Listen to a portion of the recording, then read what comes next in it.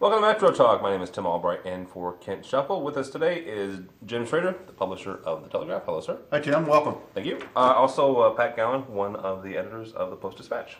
Hi, Tim. Hello, sir. Gentlemen, the Illinois lawmakers are taking a look at prison overcrowding. Imagine that. Governor Quinn had stopped an early release program after much protest and hand-wringing. Now the prison population has grown by 3,000 in the last 2 years. Jim, is it time to take a look at that early release program again?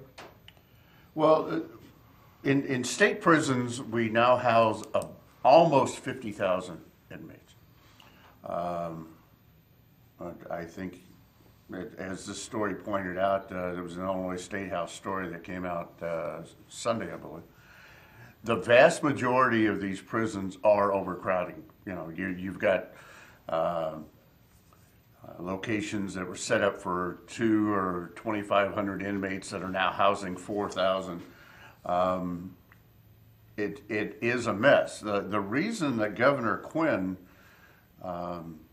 stopped the last early release program is he unfortunately, one human being served 1 day and was sent out on his early release program, and I think was rearrested for assault less than 24 hours later.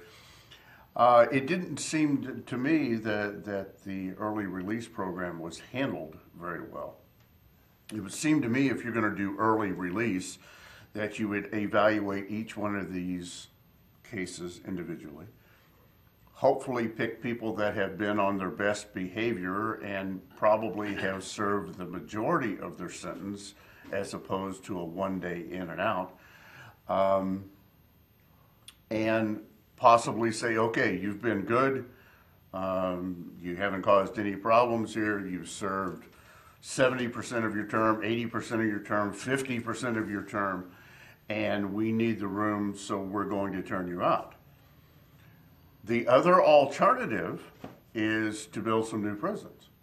And to build some new prisons, we're going to need a substantial influx of cash, or we're going to have to be willing to turn our state prison system over to private providers that can put up buildings and house inmates subcontracted to the state. I suspect AFSCME and other unions wouldn't exactly go for that solution. But the judicial system is putting more people in all the time. We are maxed out in our state prisons. In some cases, we have county facilities that are housing some people that should be in state prisons because we just don't have any room for them. It seems to me that if you have some cases where we've been good inmates and we kept our mouths shut and our noses clean and we've served most of our term, it's not going to hurt anybody to review those on a case-by-case basis and turn them loose. The overcrowding of prisons is a national problem. Probably the most high profile that anybody can think of lately was the actress Lindsay Lohan, which got in trouble for violating her probation.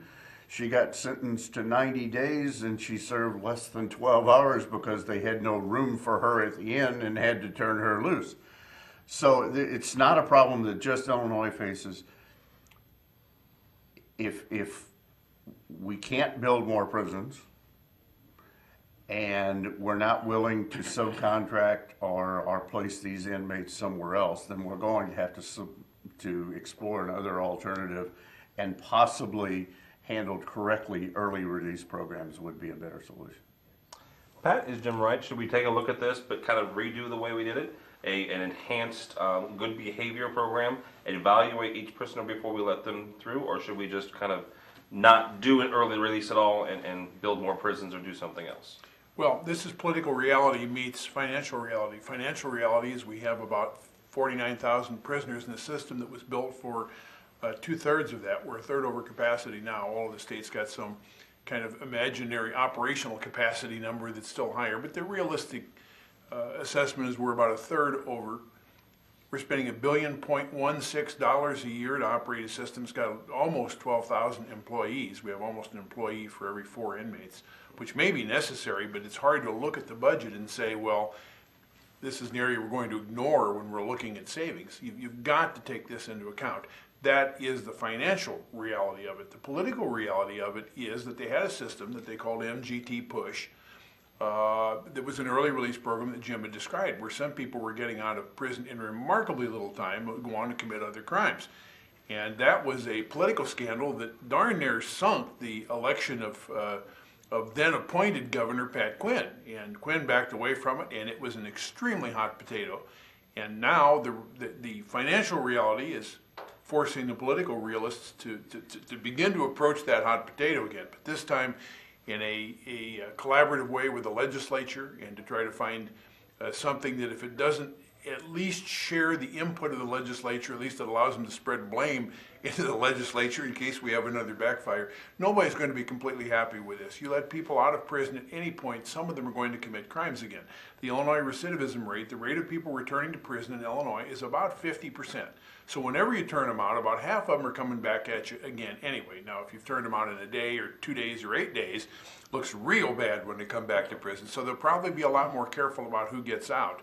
But with about a fourth or more of the population of the Illinois Illinois prison system being for drug-only crimes, and Lord knows we'd all like that to have a better effect, but it doesn't seem to be doing much to slow the drugs on the street. We're going to have to rethink a lot of things, because the name of the game in Illinois government right now is exactly this: political reality and financial reality, trying to find a way to cohabit. All right, that's going to do it for right now. We're going to take a break and be right back after this. Hello and welcome to the Lewis and Clark Minute. Today we're going to check out the music program with Dr. Teresa Crane. Have you always wanted to learn how to play the piano? Maybe you wanted to learn Beethoven's Für Elise.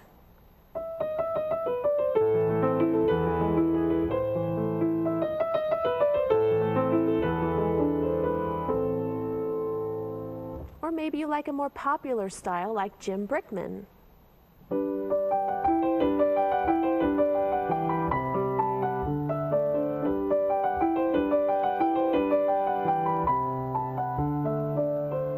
Or maybe you like jazzy blues.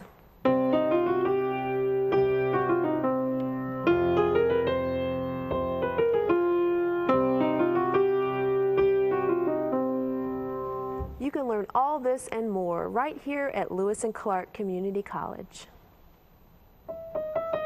This has been your Lewis and Clark Minute.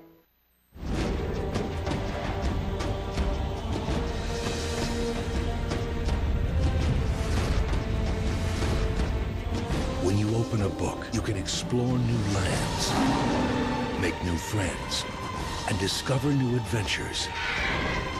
There are amazing possibilities when you open your mind to reading. Explore new worlds. Read. 60-inch screen, high definition. Football season is coming up. You can watch it right here. What do you think?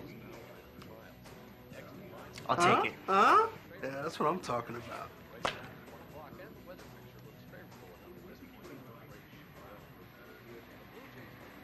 You're right. I don't need it.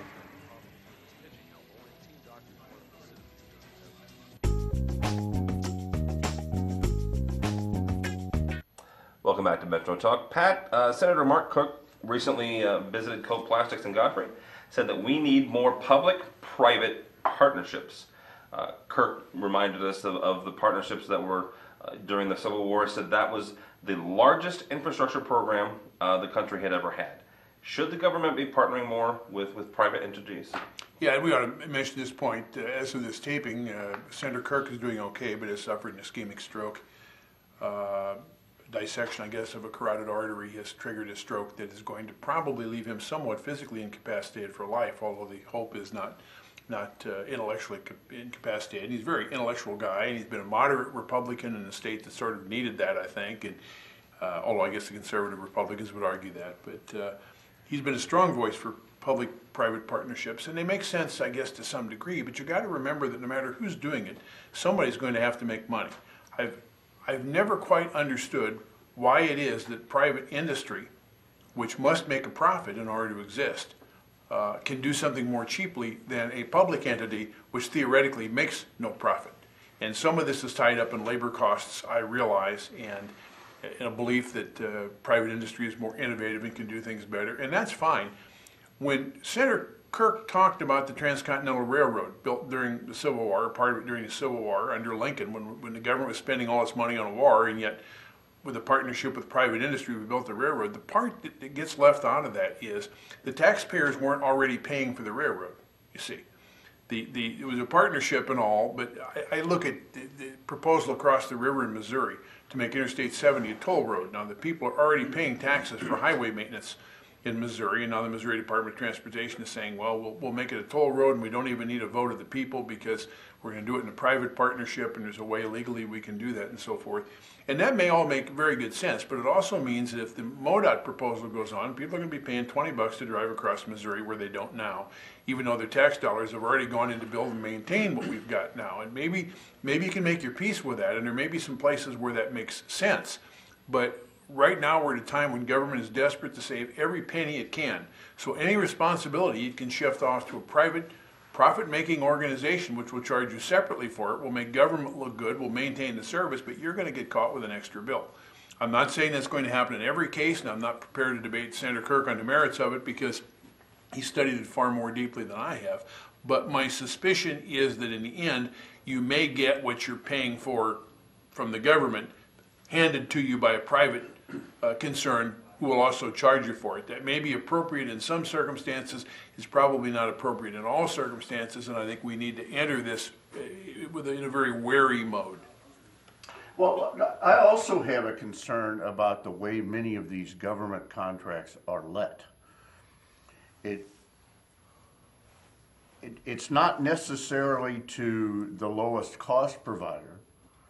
Many times a lot of these contracts are let to the people who had the best lobbyist, who had the best salesperson that could secure the contracts. We've all heard the stories of the $500 toilet seat that the government was overpaying for. In my mind, that wasn't a mistake necessarily by the government. It was a mistake in the system that we allowed the best salesperson to pay us to charge us for an overinflated project because they had the best lobbyists and they had the best political connections to get some of these things done. One would think if we went into this with a government-private partnership where if you don't provide the best product at the best cost, the partnership will be dissolved. In other words, you can't make a go of it on your own, or you can't make a go of it like the railroads did during Lincoln's time, then the partnership will not be successful and the partnership will fail. Rather than all of the research and development has to fall on the individual manufacturers, and then they have to hire the best lobbyists and the best salespeople to then go forward and try to sell what they have developed after the fact. Yeah. So I think it makes sense in some areas. I would like to see, for example, we'll fast forward 150 years and talk about some of the high-speed rail systems that we're trying to develop in this country. I would like to see more of a public-private partnership there, where we're not necessarily subsidizing, in this particular case, Amtrak, the railroad provider, and the government is not paying for the vast majority of the track upgrades and all of that. Possibly there could be some kind of a partnership there that say together we work to try to figure out how we can get higher speed rail and improve transportation. I question myself, What if the government and oil developers or energy developers were all working together to try to figure out a way to develop higher efficiency automobiles, rather than the government saying you have to do this or you have to reach this certain standard, that the manufacturers work together with the government and say we want to achieve some more energy independence. We'll all work together and combine our knowledge rather than fighting each other. So I think there are some merits to Senator Kirk's ideas. As Pat has pointed out, unless there's an offsetting, I'm going to cut your taxes somewhere else, you don't want to pay twice as a taxpayer. You don't want to pay, in the case of the toll road for 70, you've already paid the taxes for it once. You don't want to pay another $20 for the privilege of driving into Kansas City. Let me make another point. We already have a very visible public-private partnership with Walmart. Can you get a Walmart in your town without tax abatement, without incentives from the local government? Not in most cases. I don't think in most cases you can, and that's good business on Walmart's part. I'm not complaining from a business sense, but there are a lot of people who have their face in their hands saying, who started this mess? Who was the first one to provide government subsidies to private business to do what ought to be good business decisions anyway, so that now we have a very hard time getting some categories of things built without having a TIF district in place, without having something that provides incentives back for them. So some people would argue that those kinds of public-private partnerships have become almost like Frankenstein's monster, where once you're in it, you can't get loose of it and you can't get anything done without it. And in some categories, you can argue that pretty easily, so all the more reason to be wary. I'm not aware of a manufacturing facility probably in the last 25 years, a manufacturing facility of any size that has been constructed anywhere in the United States without some type of government TIFs, infrastructure improvements, tax abatements, some tax rebates, some kind of incentive. In the case, I will brag about our local area here. The village of Godfrey was successful in getting a Walmart done with virtually no incentives. Walmart built on their own because that made logical business sense for that Walmart. All right, on that, we're going to take a break. We'll be right back after this. Hello and welcome to the Lewis and Clark Minute. Today we're going to check out the radio broadcasting program in WLCA with Mike Lemons. Have you ever listened to your favorite radio station or your favorite disc jockey and say, you know, I could do that? Or maybe you're the type of person who says, I could never do something like that. Well, with the help of first-year mass comm student John, we're going to show you just how easy it is. Each voice intro starts with talking about the band that just played, and we add a station identifier. Next, you want to offer some information that may be of interest to your audience. And finally, tell the listeners what the next song is, who sings it, followed by another station identifier. John will do one live now. Silver Sun Pickup Substitution on WLCA. The Big Pink released their debut album called A Brief History of Love. This single is off that album. It's The Big Pink with Dominoes. It's on College Radio's Best 89.9. This has been your Lewis and Clark Minute.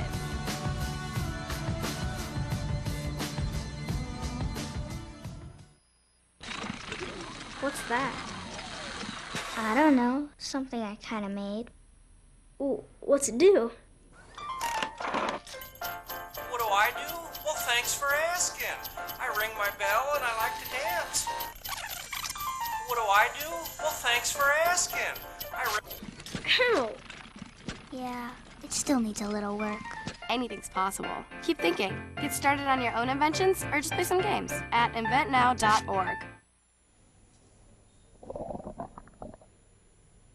Sounds like you could use some Van Gogurt. It's fortified with arts-rich nutrients to improve your math and reading skills. Catch! Van Gogurt, thanks. So what's the deal with your ear? Always with the ear, huh? Feed your kids the arts. For 10 simple ways to learn how, visit AmericansForTheArts.org. Welcome back to Metro Talk. Jim, lawmakers in Missouri, a petition has been filed in Missouri, not necessarily lawmakers, but a petition has been filed in Missouri that is calling for the elimination of tenure for teachers. Should tenure be eliminated for teachers? That's a very simple question that has no simple answer.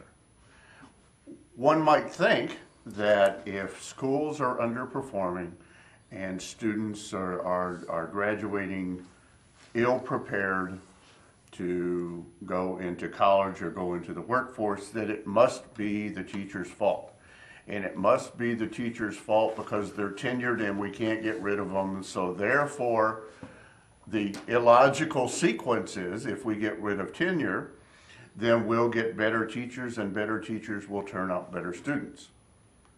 I think I've tried to demonstrate the flawed logic there, but I believe that this is where this is coming from. The idea that once a teacher is tenured, they no longer have to prepare, they no longer care about the quality of the education of the students because they are guaranteed a job and nothing short of some type of a major charge against them, they can't be fired. I don't think that fixes the problem. Tenure is one of those things that can be a savior for some that aren't working hard enough and they are allowed to hide behind it. I think in other cases, the lack of tenure gets teachers displaced that through other selection processes might keep them employed. But we can't just say the public school system is failing because of the program that tenures teachers and somewhat guarantees them continued employment. That's too simple, especially with other things going on. You have parents that don't prepare and reinforce those students. You're only going to manufacture a product with the raw materials you have to work with, and a lot of times those raw materials in public schools are not very good. They haven't been supported by family situations. They haven't been prepared in prior classes.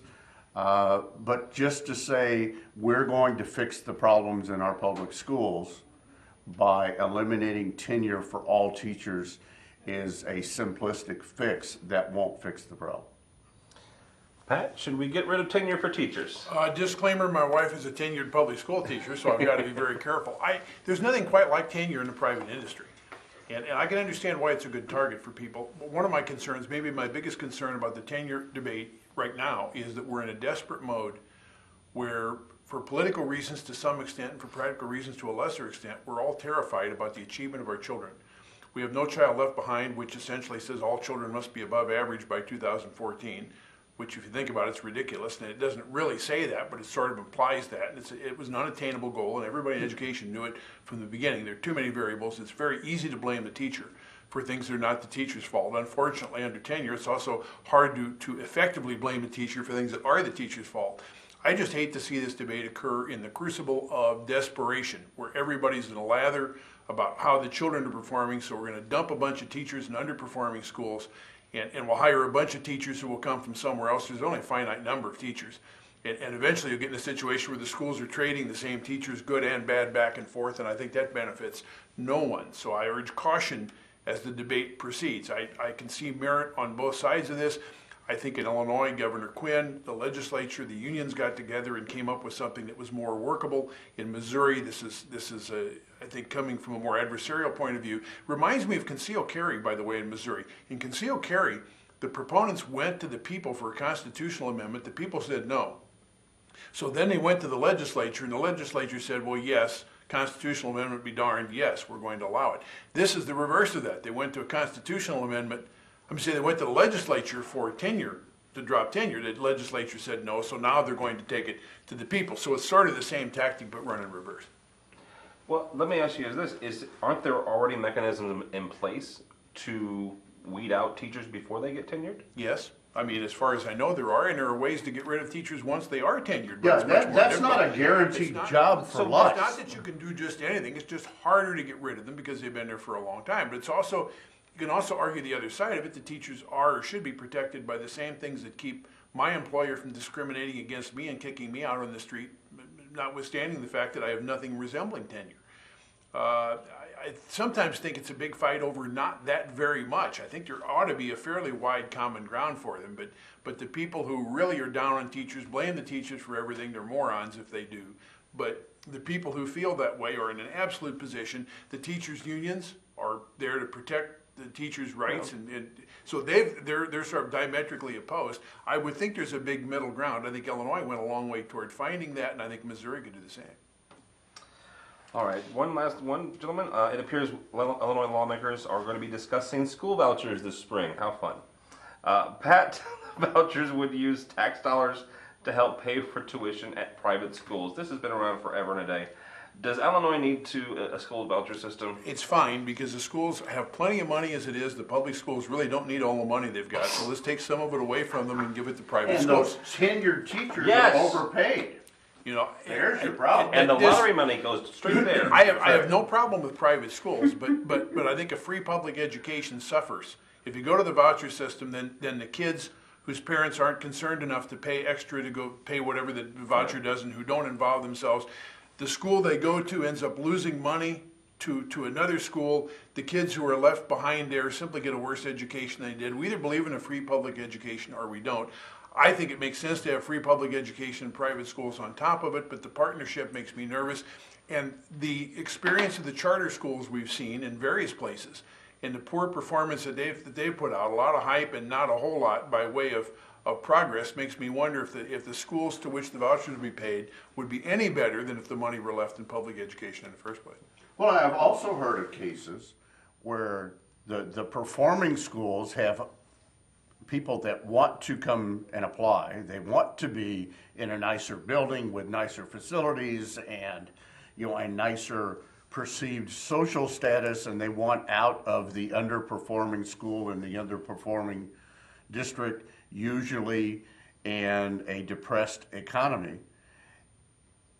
And that school really doesn't have room for them. They're at max in attendance.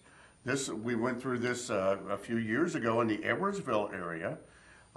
We had students wanting to come in and apply from other areas, and at that time, Edwardsville High School was basically maxed out, had no place to put any more students, and you had students wanting to apply from Madison or from Venice or from, you know, some of the other areas in perceived underperforming schools, which also is going to hasten the demise probably of the other underperforming schools because you're also taking that money away from them.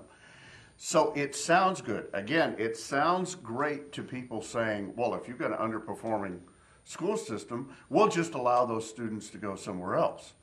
But that doesn't fix the problem of the underperforming school system. It doesn't fix the economy in that area, and it certainly doesn't fix the problem of an overabundance of people wanting to go to a perceived better school, and the voucher says, you must take me. So that, it doesn't solve a problem any more than eliminating tenure does. That'll do it for us. My name is Tim Albert. I've been in for Ken Shovel. Jim Schrader, the publisher of the Telegraph, has been here, along as Pat Gallen from the Post-Dispatch. We'll see you next time.